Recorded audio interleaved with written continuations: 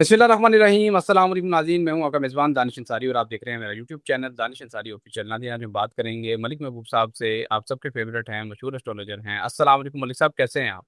वालेकुम अस्सलाम। अल्लाह का करम है। आप सुनाए, क्या हाल चाल है?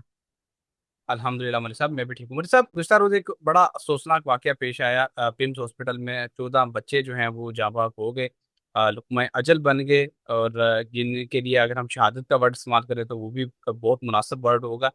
लेकिन मलिक साहब, अ, सोहेल रज़ी साहब का एक बयान आया है, उन्होंने कहा है कि ये बड़ा अफ़सोसनाक वाक़या है और वाक़या जो है ये साबित कर रहा है कि निज़ाम अब कोलैप्स कर चुका है।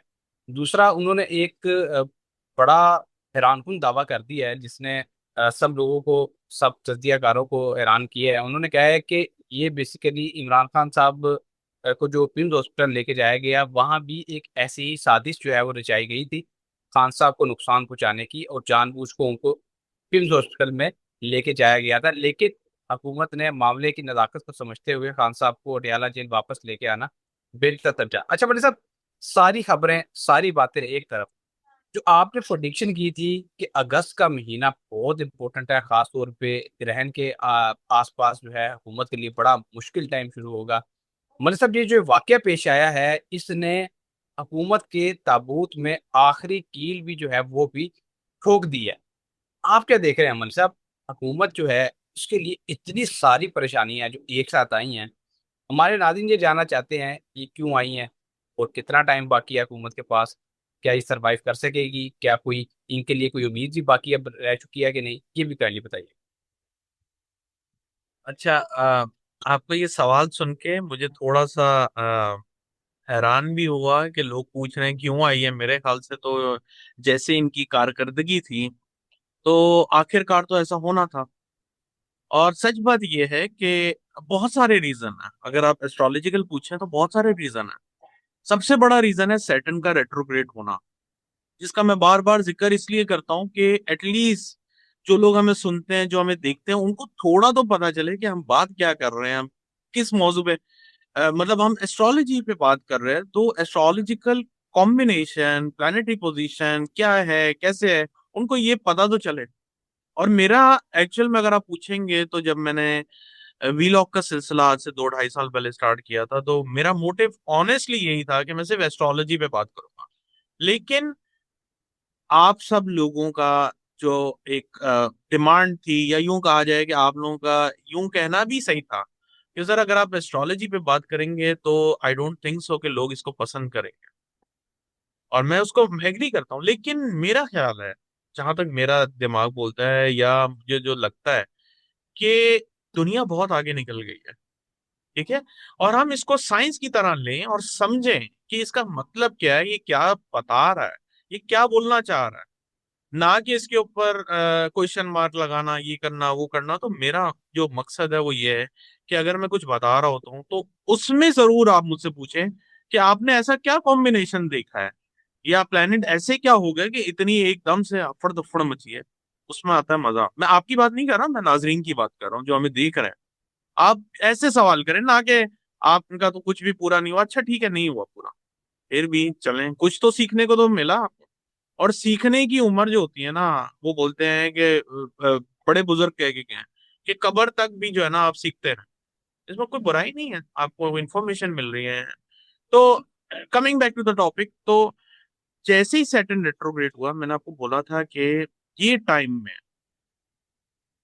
चीजें जो है डिफिकल्ट हो जाती हैं, स्पेशली उनके लिए जिनके कर्म जो हैं सही नहीं है। कोई भी हो, मैं आप, बड़े छोटे जितने भी हैं, ठीक है, इनके इनका ये टेस्टिंग टाइम होता है। और इसीलिए जब आप कभी किसी का व्यू भी कर लें एस्ट्रोलॉजिकल, जो वाकई उस पर बात कर रहा हूँ, तो वो एक ही बात बोलेंगे, आप नया काम शुरू ना करें। आप एक काम करें, जो आपके पुराने काम फंसे हुए हैं उन्हीं को निपटाएं। उनका मकसद मुझे जहां तक लगता है वो गलत बोलता है। मैंने तो ऐसे भी देखे हैं जो सारस्वती के अंदर प्राइम मिनिस्टर बने।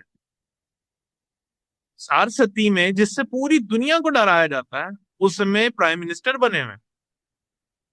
तो टेस्टिंग टाइम का मतलब ये नहीं है कि आपकी ऐसी तैसी हो जाएगी। इसका मतलब ये है कि जैसे आपने कर्म किए हैं, अब get ready for the result, अच्छे बुरे। और अनफॉर्चुनेटली मेरे आपके कर्म इतने अच्छे नहीं हैं कि हमें अच्छे रिजल्ट मिले। और होता ही है, जब आपको रिजल्ट बुरे मिलते हैं तो लोग बोलते हैं सारस्वती खराब है, ये टाइम खराब है, सैया है, तो पता नहीं क्या क्या है। कहने का मकसद है अपने कर्म दुरुस्त करें, फिर सारस्वती आए जो मर्जी आए, इक्लिप्स आए, कुछ भी नहीं करेगा कोई भी। चल, अब आपने जो बोला हुकूमत के लिए, हुकूमत पे जैसे ही सोलर इक्लिप्स लगा था, सोलर जो होता है सन को आइडेंटिफाई करता है, सन के बहुत सारे जो है करेक्टरिस्टिक्स हैं। मेजर करेक्टरिस्टिक गवर्नमेंट होती है, और सन इज अ फादर। ठीक है। तो जब इसके ऊपर ग्रहण लगता है, तो आप समझ जाएं किसके ऊपर ग्रहण लगा। अब ग्रहण का मतलब ये नहीं है कि खुदा ना खास्ता बुरा होगा, मैं आपको बहुत दफा समझा चुका हूँ, फिर से समझा रहा हूँ कि खुदारा समझे इसको, और ये जो फालतू की बातें हैं उसको साइड पे करें। ग्रहण का मतलब सिर्फ एक ही काम होता है, जो आपके इवेंट चार्ट में बने हुए हैं या जो दशा चल रही है उसको एक्टिवेट कर देना। ठीक है। और आपको रिजल्ट देना, दैट्स इट। कुछ भी नहीं करता वो। अब उसके बाद जैसे ही लगा, 12 अगस्त को लगा था, और मैं आपको कंटिन्यूअसली बोलता आ रहा था कि ये महीना बहुत इवेंटफुल होगा। I hope, I pray and I hope कि अगली दफा जब ग्रहण लगे तो मेरे पास कोई गुड न्यूज हो। लोग बोलते हैं गुड न्यूज होती नहीं, ऐसा नहीं है। प्लैनेटरी कॉम्बिनेशन जैसे बने होते हैं उसके रिजल्ट आते हैं। जैसे ही वो लगा था तो मैंने आपको बोला कि ये बहुत प्रॉब्लमेटिक इश्यूज लेकर आएगा गवर्नमेंट के लिए। और विद इन मेरे ख्याल से 2-4 दिन के अंदर ऐसी काया पलटी, वो फिर इमरान खान का सीन, फिर सूबों का मसला, फिर ऑपोजिशन उनके अगेंस्ट, फिर ये हादसा हो जाना। अब जो लगा, जो लगेगा आज, अभी तो नहीं लगा, आज रात में अमेरिका में लगेगा, रात तकरीबन 10-11 बजे के करीब। उसका असर मैंने आपको पहले भी बताया, वापस बता रहा हूँ कि माओ, क्योंकि मून इज अ मदर। ठीक है। इमोशंस, स्पेशली ऐसे लोग जो सेंसिटिव हैं, उनके इमोशंस में हलचल, परेशानियां, डिप्रेशन, ये सब चीजें लोगों के अंदर पैदा करेगा। और मून जो होता है बहुत ज्यादा इफेक्ट करता है पानी पे, खुराक पे। इनके अंदर एकदम से कमी आ जाना, बढ़ोतरी तो मुझे मुश्किल लगती है, कमी होती है नॉर्मली, खाने पीने की अशिया में कमी आ जाती है या किल्लत पैदा हो जाती है। पानी में बहाव ओवरऑल भी देखा गया है कि जब ऐसा होता है तो बढ़ जाता है। तो एक तो वाकया खुदा ना खास्ता कल हुआ है, अल्लाह ना करे, अल्लाह ना करे, आने वाले दिनों में फिर ऐसे हालात नजर आते हैं। मतलब साहब आपने बड़े अच्छे तरीके से समझा दिया, और नाज़रीन भी यही चाहते थे हमारे, और मैं भी ये समझना चाहता था कि ये जो अचानक हुकूमत के लिए इतने सारे मसाइल इकट्ठे आए हैं, जो हुकूमत इतनी नाअहलियों, इतनी बेवकूफ़ियों के बावजूद बचती आ रही थी, उसके लिए जो ये मसाइल अब आए हैं, ये बड़ा हैरानकुन था। बहरहाल आपने समझा दिया। मनी साहब, आपने एक और बात हमें समझाई भी है, और जब से आपके साथ प्रोग्राम कर रहा हूँ ये बात तो मुझे समझ लगती है सूरज जी के हवाले से, कि जब किसी का बुरा वक्त आता है तो एक तो उसकी अकल काम करना छोड़ देती है और अपने साथ छोड़ देते हैं। मगर साहब दोनों चीज़ें मुस्लिम लीग नून के साथ हो रही हैं। हुआ यह है कि नवाज शरीफ साहब ने ज़ाती तौर पर आज़ाद कश्मीर के वज़ीर आज़म के लिए इफ्तिखार गिलानी का नाम सेलेक्ट किया है। ये वो शख्स है जो अपने ही हल्के मुजफ्फराबाद से अपनी ही सीट हार चुका है इंतखाबात में, और वज़ीर आज़म ने वज़ीर आज़म के ओहदे के लिए नवाज शरीफ साहब ने इस बंदे का नाम सेलेक्ट किया है, जो कि हुकूमत की नाअहली और सिस्टम के कोलैप्स होने की तरफ एक बहुत बड़ा इशारा है। और सबसे बड़ी बात आपने बात की है कि अपने ही साथ छोड़ देते हैं, तो बिल्कुल मुस्लिम लीग नून के अपने ही साथ छोड़ गए हैं, और मुस्लिम लीग नून के अंदर इस वक्त शदीद किस्म की बगावत हो चुकी है इस नाम को लेकर, क्योंकि दो ग्रुप्स बन चुके हैं। एक ग्रुप चाहता है एक दूसरे शख्स का नाम, जो कि अपने हल्के से इलेक्शन जीता हुआ हो, लेकिन नवाज शरीफ साहब मोनोपोली चाहते हैं। वो चाहते हैं जो मैंने बात कर दी है वो पत्थर पर लकीर होनी चाहिए, और तखार गिलानी ही नई वज़ीर आज़म होनी चाहिए। मतलब साहब, ये जो अकल, जो कहते हैं ना बुद्धि भ्रष्ट हो जाना, ये जो अकल इनकी काम करना छोड़ गई है और जिस तरह की हरकत कर रहे हैं, आज़ाद कश्मीर की सिचुएशन ऑलरेडी बहुत ज्यादा खराब है, हम सब लोग जानते हैं। तो आप क्या देख रहे हैं आज़ाद कश्मीर के लिए जो इतना गलत फैसला लिया गया है, कैसे सख्त को मुंतखब किया गया है, जो ऑलरेडी अपनी अपने हल्के से इलेक्शन हार चुके हैं, कि कितना खौफनाक हो सकता है आज़ाद कश्मीर के लिए, खुदा न खास्ता। देखिए, दो चीजें मैंने आपको पहले भी बताई थी कि नॉर्थ और साउथ, इसका ध्यान रखिएगा। और आजाद कश्मीर पाकिस्तान के नॉर्थ में आता है। केओस तो बनेगा, जब बनेगा, अ, खुदा ना खास्ता राइट्स होंगे, तो फिर हुकूमत की जाने का टाइम आएगा। अगर आप ये बोलें कि बैठे बैठे ऐसे ही चली जाए, तो ऐसा तो नहीं होगा। तो ये अमल से तो इनको गुजरना पड़ेगा, और ये लाजमी है। उसकी वजह यह है कि जो कर्म किए हैं, वापस वही मैं बताऊंगा, उसको भुगतना है। अच्छा, इसके ऊपर भी मैं एक दफा आपको बात करूंगा। कुछ असेंडेंट ऐसे होते हैं जिनको इसी दुनिया में जो कर्म किए होते हैं भुगत के जाने होते हैं, ठीक है। कुछ असेंडेंट ऐसे होते हैं जिनको यहाँ पे 50%, और जाने के बाद, दुनिया से जाने के बाद 50% करने पड़ते हैं अपने कर्म का हिसाब किताब। कुछ ऐसे असेंडेंट होते हैं, तीन किस्म के होते हैं, जिनका इधर कोई हिसाब किताब नहीं होता, उनका हिसाब किताब अल्लाह ताला के पास होता है। तो ऐसे असेंडेंट जिनका हिसाब किताब यहाँ पे होता है, क्योंकि अक्सर लोग बोलते हैं कि इन लोगों के साथ ऐसा क्यों नहीं हो रहा, पूरी दुनिया के साथ हो रहा है। तो ऐसे असेंडेंट भी होते हैं। आपने ये जो बात की है उससे मेरे जहन में एकदम से ये बात आई, ये असेंडेंट की कैटेगरीज होती हैं। तो अगर आपका असेंडेंट उसमें आता है और आप बच्चे में फॉर एग्जाम्पल गलत काम करके भी या शॉर्टकट मार के भी, तो ये मत समझिए कि आप बच जाएंगे। हो सकता है आपको खुदा ना खास्ता बाद में कुछ करना पड़ जाए, या वो अल्लाह ताला तो फिर एंड में तो है ना सब कुछ ऊपर वाले के हाथ। तो ये बात से तो ये तय हो गया कि ये जो कर रहे हैं, आने वाले दिन हुकूमत के लिए बिल्कुल आखिरी आखिरी जो बोलते हैं ना लम्हात में हम पहुंचे हैं, ये हुकूमत जाएगी। अब इतना वो जो आप देख रहे हैं प्रोग्राम्स, तज्जिया कार, वो तो अब सब सब शुरू हो गया ना, क्योंकि उनको तो एक खबर की जरा सी भी वो मिल जाए, मतलब कह सकते हैं कि एक हुर्फ भी मिल जाए तो वो पूरी कंप्लीट कर लेते हैं सेंटेंस। तो हुर्फ मिला हुआ है। और सिचुएशन वही वाली बात है, सिचुएशन नहीं बनेगी तो फिर इवेंट कैसे होगा। सिचुएशन बनेगी तो ये इवेंट आएगा, तो अब ये सिचुएशन बन गई है।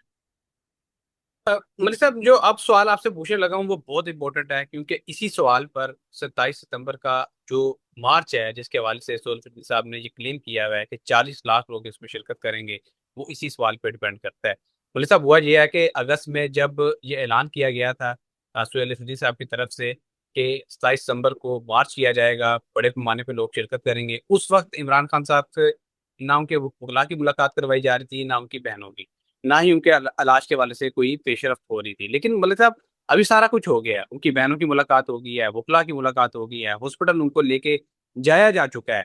लेकिन बस एक चीज रह गई है उसमें कि शिफा इंटरनेशनल लेके जाया गया। मलिक साहब अगर अदालत की तरफ से ऑर्डर आ जाता है और शिफा इंटरनेशनल भी चले जाते हैं इमरान खान साहब, तो सुहेल अफरीदी साहब ने तो ये ऐलान ही इसी बिना पे किया था कि खान साहब, इसी शर्त पे किया था कि खान साहब को सेहत की सहूलत दी जाए।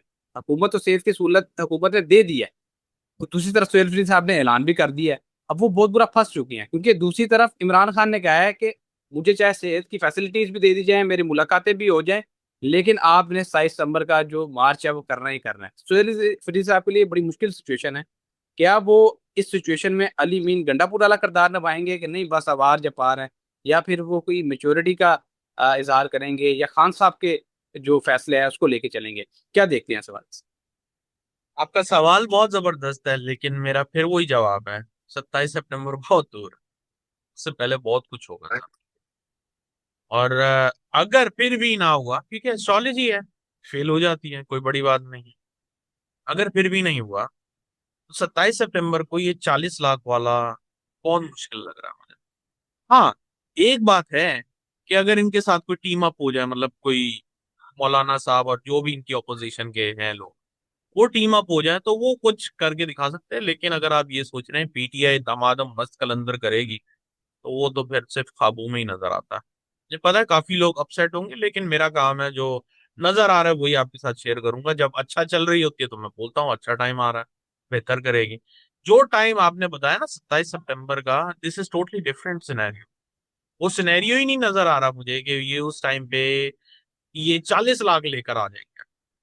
छोटा मोटा कर लिया, कोई बड़ी बात नहीं है, मैं 40 लाख की बात कर रहा हूँ, प्लीज ये इसको ध्यान में रखिएगा। क्योंकि इन्होंने 5 अगस्त, 14 अगस्त, पता नहीं कितने कितनी डेट्स दी हुई हैं, वो सब फेल हो जाती है। 40 लाख निकालना बहुत बहुत बड़ी बात है, बहुत बड़ी बात है। मतलब फिर तो आप लेकर आए तो फिर तो यूं समझें कि आप गवर्नमेंट को लेके जाएंगे।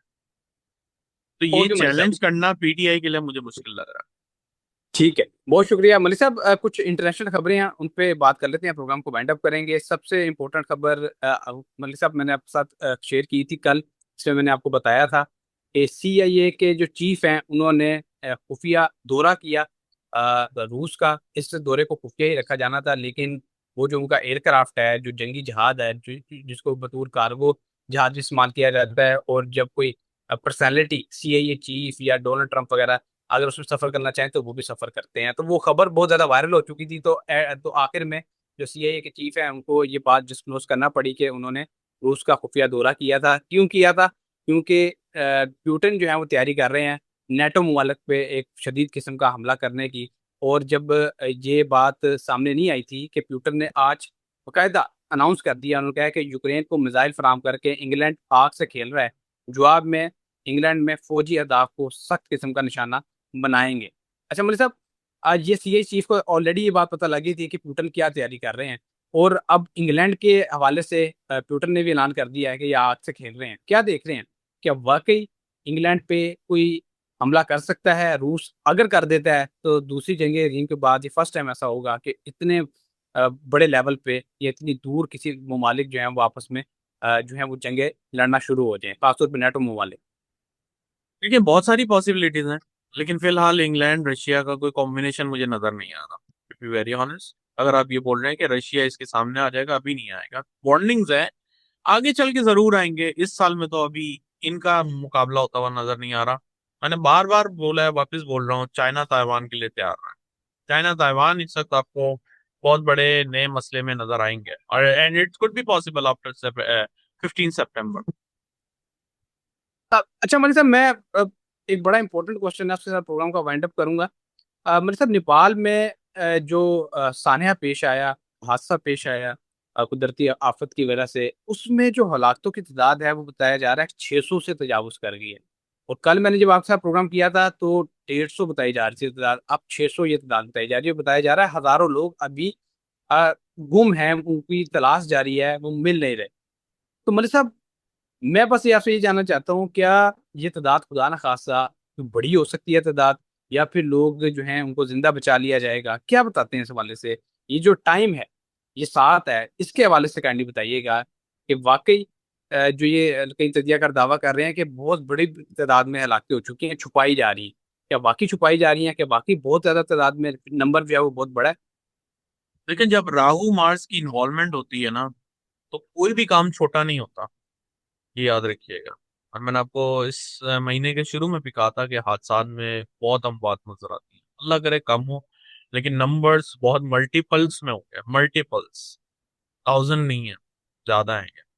अल्लाह खैर करे, अल्लाह करे जो भी जहां पर भी है जो ईमान में रहे। लेकिन जो सिचुएशन बन रही है, आने वाले दिनों में भी जो बनेगी, वो अच्छी नहीं है। ओके मनी साहब बहुत शुक्रिया, आपने अपने कीमती वक्त में से कुछ वक्त निकाला, इतनी ज़बरदस्त प्रेडिक्शंस और मालूमात हमारे साथ शेयर की। नादीन आपका भी शुक्रिया, कमेंट्स करते हैं, फीडबैक देते हैं, सवालात पूछते हैं, और आपके सवालात हम डेली अपने प्रोग्राम में भी ऐड करते हैं। इंशाल्लाह नेक्स्ट प्रोग्राम में ऐसे दिलचस्प टॉपिक के साथ दोबारा पेश होंगे। अगली वीडियो तक के लिए मुझे और मलिक महबूब साहब को इजाज़त दीजिए। अल्लाह हाफ़िज़।